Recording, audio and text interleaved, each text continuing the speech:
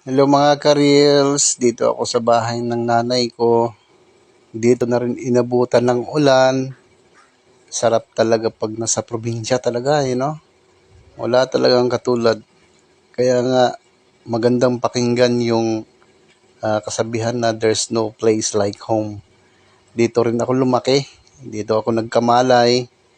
Itong sa lugar na to, yung maliit na fish pond. Itong lugar na to, napaka-memorable para sa akin itong lugar na to. Tandaan ko pa nung maliit pa ako.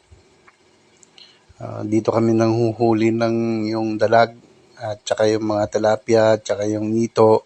Dito kami nanghuhuli noon, maliit pa kami. Pati yung mga barkada ko. Actually, kasama ko yung barkada ko kanina pumunta dito. Dito lang kami inabot ng ulan. Pahinga-hinga muna kami, kape-kape, saglit. Tapos, reminisce. Kwento-kwento ng mga kabataan namin.